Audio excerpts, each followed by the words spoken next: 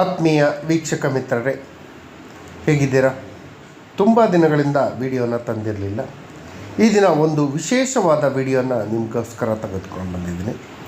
ನಿಮಗೆಲ್ಲರಿಗೂ ಗೊತ್ತಿದ್ದ ಹಾಗೆ ಮಾನ್ಯ ಮುಖ್ಯಮಂತ್ರಿಗಳು ಹೊಸ ಸರ್ಕಾರ ರಚನೆಯಾಗಿದೆ.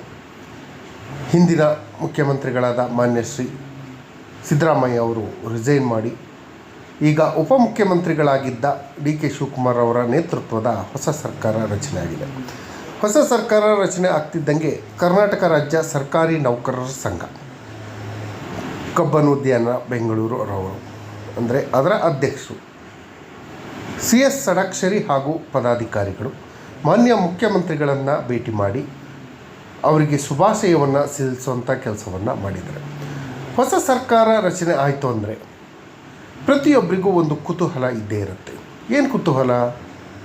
ನಮ್ಮ ಹಳೆಯ ಬೇಡಿಕೆಗಳಿಗೆ ಹೊಸ ಸರ್ಕಾರ ಮಂಜೂರಾತಿ ಕೊಡುತ್ತಾ, ನಮ್ಮ ಬೇಡಿಕೆಗಳನ್ನು ಈಡೇರಿಸುತ್ತಾ, ಅದರಲ್ಲೂ ಪ್ರಮುಖವಾಗಿ 7th ಪೇ ಕಮಿಷನನ್ನು 10% ಅಡಿಷ್ನಲ್ ಪೆನ್ಷನ್ ಇರ್ಬೋದು, 18 ಮಂತ್ಸು DA ಅರಿಯರ್ಸ್ ಇರ್ಬೋದು, ಪ್ರತಿಯೊಂದು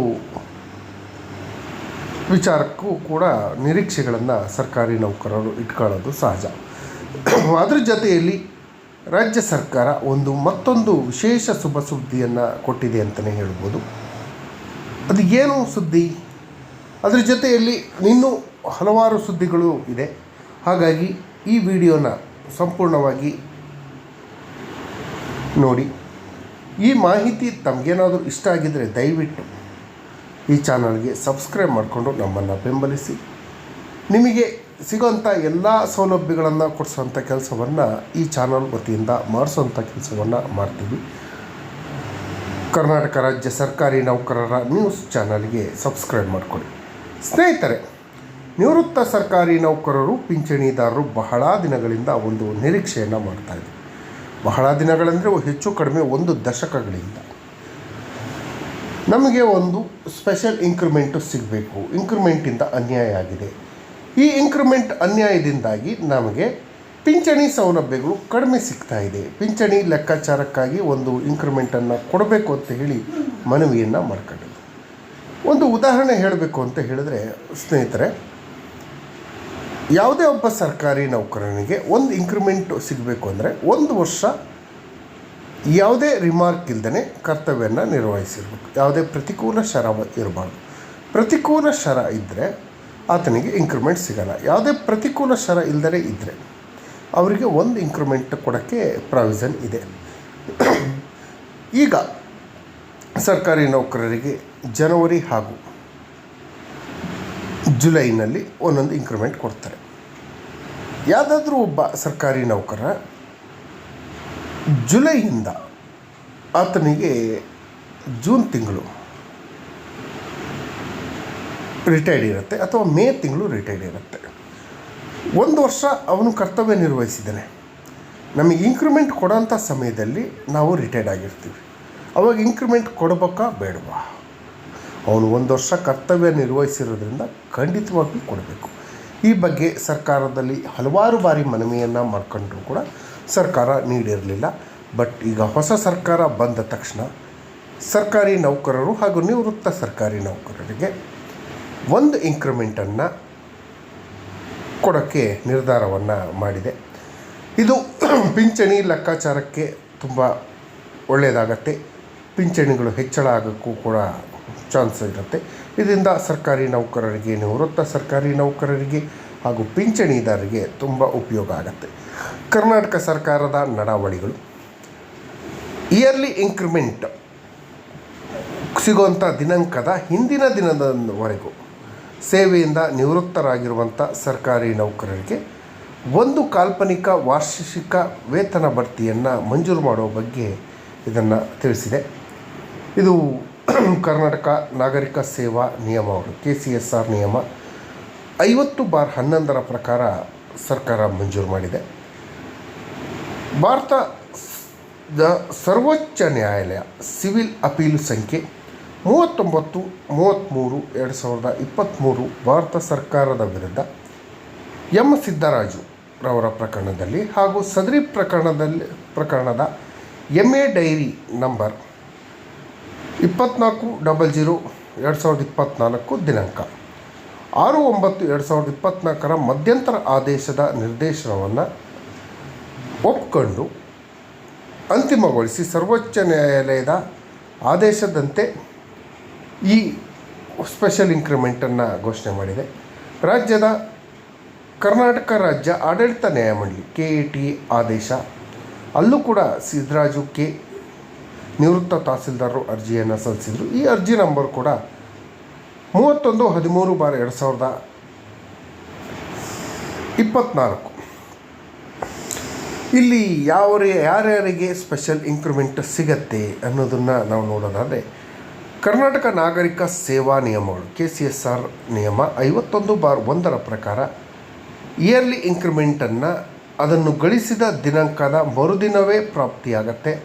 ಇದು ಆದ್ದರಿಂದ 1 ವರ್ಷ ಅರ್ಹತಾದಾಯಕ ಸೇವೆಯನ್ನು ತೃಪ್ತಿಕರವಾಗಿ ಯಾವುದೇ ರಿಮಾರ್ಕ್ ಇಲ್ಲದೇ ಪೂರ್ಣಗೊಳಿಸಿ ವಾರ್ಷಿಕ ಮುಂಬಡ್ತಿ ದಿನದ ಹಿಂದಿನ ದಿನ ನಿವೃತ್ತರಾಗುವಂಥ ಸರ್ಕಾರಿ ನೌಕರರು ಕೇವಲ 1 ದಿನ ಅಂತ ತಾಂತ್ರಿಕ ಕಾರಣದ ಮೇಲೆ ಆತನಿಗೆ ಸಿಗಬೇಕಾದಂತಹ ಕೊನೆಯ ವಾರ್ಷಿಕ ವೇತನ ಬಡ್ತಿ ಪ್ರಯೋಜನವನ್ನು ಪಡೆಯಲು ಸಾಧ್ಯ ಆಗೋದಿಲ್ಲ.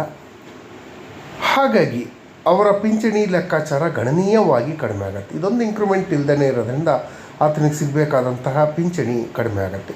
ಯಾವತ್ತು ಪಿಂಚಣಿ ಲೆಕ್ಕಾಚಾರ ಹಾಕ್ಬೇಕಾದ್ರೆ ನಾವು ಕಡೆಯ ತಿಂಗಳು ತೆಗೆದುಕೊಂಡಂಥ ಸಂಬಳದ 50%, ಬೇಸಿಕ್ಕನ್ನು 50% ಮಾಡಿ ನಮಗೆ ಪೆನ್ಷನನ್ನು ಫಿಕ್ಸ್ ಮಾಡ್ತಾರೆ.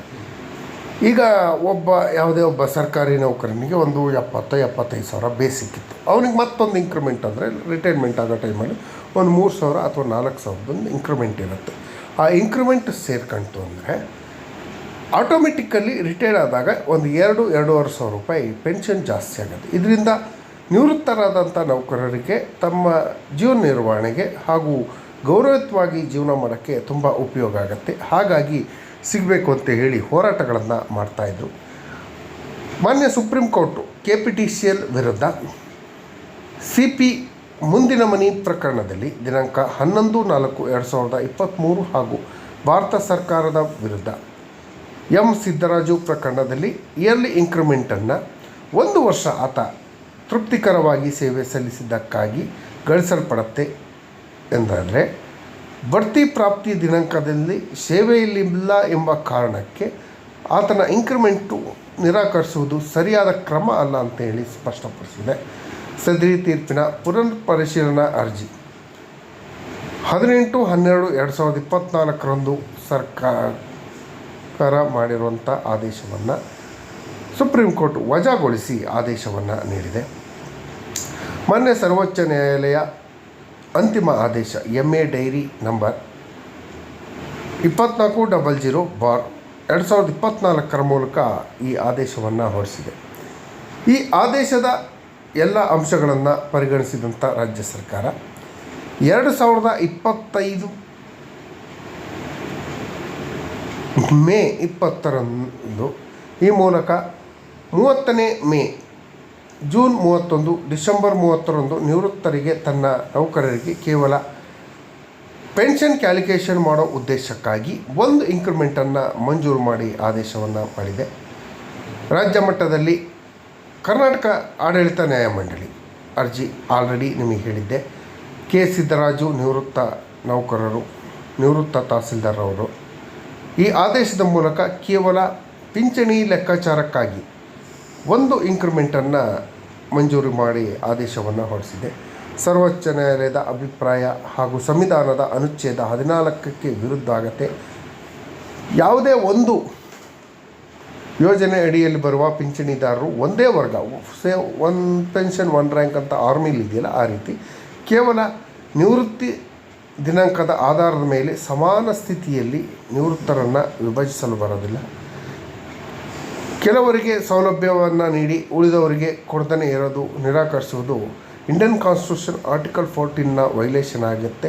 ಆದ್ದರಿಂದಾಗಿ ಸೌಲಭ್ಯವನ್ನು ನಿಗದಿಗೊಳಿಸುವಂಥ ದಿನಾಂಕದಿಂದ ಭವಿಷ್ಯತ್ತಿಗೆ ಮಾತ್ರ, ಅಂದರೆ ಹಿಂದಿನ ಅವಧಿಗೆ ಬಾಕಿ ಯಾವುದೋ ಅರಿಯರ್ಸನ್ನು ಕೊಡೋದಿಲ್ಲ. ಈ ತತ್ವದ ಅನುಸಾರ ಪ್ರಸ್ತುತ ಸೌಲಭ್ಯವನ್ನು ನಿವೃತ್ತಿ ದಿನಾಂಕದಲ್ಲಿ ಯಾವುದು ಕಟ್ ಆಫ್ ಇಲ್ಲದೆ ಸಮಾನ ಸ್ಥಿತಿಯಲ್ಲಿರುವ ಸರ್ಕಾರಿ ನಿವೃತ್ತ ನೌಕರರಿಗೆ ವಿಸ್ತರಿಸಿದೆ.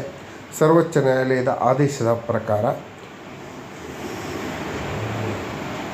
ವಾರ್ಷಿಕ ಬಡ್ತಿಯನ್ನು ನೀಡಿ ಆದೇಶವನ್ನು ನೀಡಿದೆ. ಈ ವಾರ್ಷಿಕ ಬಡ್ತಿ ಅರ್ಹತಾದಾಯಕ ಸೇವೆಯನ್ನು ತೃಪ್ತಿಕರವಾಗಿ ಪೂರೈಸಿ ಅಂತಹ ವಾರ್ಷಿಕ ವೇತನ ಬಡ್ತಿಯನ್ನು ಗಳಿಸಿದ ದಿನಾಂಕದಂದು ರಿಟೈರ್ಮೆಂಟ್ ಆದರೂ ಅಥವಾ ವಾಲಂಟ್ರಿ ರಿಟೈರ್ಮೆಂಟ್ ಕೊಟ್ಟಂಥ ರಾಜ್ಯ ಸರ್ಕಾರಿ ನೌಕರರಿಗೆ ಮಾಸಿಕ ಪಿಂಚಣಿ ಉದ್ದೇಶಕ್ಕಾಗಿ ಅದನ್ನು ಪೆನ್ಷನ್ ಕ್ಯಾಲ್ಕುಲೇಷನ್ ಉದ್ದೇಶಕ್ಕಾಗಿ ಮಾತ್ರ ಒಂದು ವಾರ್ಷಿಕ ವೇತನ ಬಡ್ತಿಯನ್ನು ಕಾಲ್ಪನಿಕವಾಗಿ ಮಂಜೂರು ಮಾಡಲು ಕೆಲವೊಂದು ಷರತ್ತುಗಳನ್ನು ಹಾಕಿ ರಾಜ್ಯ ಸರ್ಕಾರ ಮಂಜೂರು ಮಾಡಿದೆ ಅಂತಲೇ ಹೇಳ್ಬೋದು. ಇದರಿಂದಾಗಿ ಸರ್ಕಾರಿ ನೌಕರರಿಗೆ, ನಿವೃತ್ತ ಸರ್ಕಾರಿ ನೌಕರರಿಗೆ, ಪಿಂಚಣಿದಾರರಿಗೆ ಉಪಯೋಗ ಆಗುತ್ತೆ. ಈ ಮೇಲ್ಕಾಣಿಸಿದಂತಹ ವೇತನ ಬಡ್ತಿ ಮಂಜೂರಾತಿ ಕುರಿತು ಕರ್ನಾಟಕ ನಾಗರಿಕ ಸೇವಾ ನಿಯಮಗಳಿಗೆ ಸೂಕ್ತ ಅಮೆಂಡ್ಮೆಂಟನ್ನು ಮಾಡಿ ಪ್ರತ್ಯೇಕವಾಗಿ ಹೊರಡಿಸಲಾಗುತ್ತೆ ಅಂತ ಹೇಳಿ ರಾಜ್ಯಪಾಲರ ಆದೇಶದ ಅನುಸಾರ ಅವರ ಹೆಸರಿನಲ್ಲಿ ಎನ್ ವನಿತಾ, ಸರ್ಕಾರದ ಉಪ ಕಾರ್ಯದರ್ಶಿಗಳು, ಆರ್ಥಿಕ ಇಲಾಖೆ, ಸೇವೆ 1 ರವರು ಆದೇಶವನ್ನು ಹೊರಡಿಸಿದರೆ ಈ ಆದೇಶದ ಪ್ರತಿಯನ್ನು ರಾಜ್ಯ ಸರ್ಕಾರಿ ನೌಕರ ಸಂಘ ಕೂಡ ಬಿಡುಗಡೆ ಮಾಡಿದೆ. ಯಾರಿಗೆಲ್ಲ ಈ ರೀತಿ ಪ್ರಾಬ್ಲಮ್ ಆಗಿ ಇಂಕ್ರಿಮೆಂಟಿಂದ ಒಂದು ಇಂಕ್ರಿಮೆಂಟನ್ನು ಕಳ್ಕೊಂಡು ಪೆನ್ಷನನ್ನು ಕಳ್ಕೊಳ್ತಾ ಇರೋಂಥ ನೌಕರರಿಗೆ ಇದು ತುಂಬ ಉಪಯೋಗ ಆಗುತ್ತೆ. ಹಾಗಾಗಿ ಪ್ರತಿಯೊಬ್ಬ ಸರ್ಕಾರಿ ನೌಕರರು ಹಾಗೂ ನಿವೃತ್ತ ಸರ್ಕಾರಿ ನೌಕರರಿಗೆ ಇದರಿಂದ ಉಪಯೋಗ ಆಗುತ್ತೆ. ಹೊಸ ಸರ್ಕಾರ ಮಾಡಿರುವಂಥ ವಿಶೇಷ ಇಂಕ್ರಿಮೆಂಟನ್ನು ಪ್ರತಿಯೊಬ್ಬರು ಪಡ್ಕೊಳ್ಳಿ ಅಂತ ಹೇಳ್ತಾ, ಈ ಮಾಹಿತಿ ತಮಗೇನಾದರೂ ಇಷ್ಟ ಆಗಿದ್ದರೆ ದಯವಿಟ್ಟು ಕೆಳಗಡೆ ಕಾಣ್ತಾ ಇರೋಂಥ ಸಬ್ಸ್ಕ್ರೈಬ್ ಬಟನನ್ನು ಒತ್ತಿ, ಬೆಲ್ ಐಕನನ್ನು ಕ್ಲಿಕ್ ಮಾಡಿ ಆನ್ ಅಂತ ಮಾಡಿ ನೀವು ಫೇಸ್ ಮಾಡ್ತಾರಂಥ ಎಲ್ಲ ಪ್ರಾಬ್ಲಮ್ಗಳನ್ನು ಲೀಗಲಾಗಿ ಸಾಲ್ವ್ ಮಾಡ್ಕೊಳ್ಳಿ.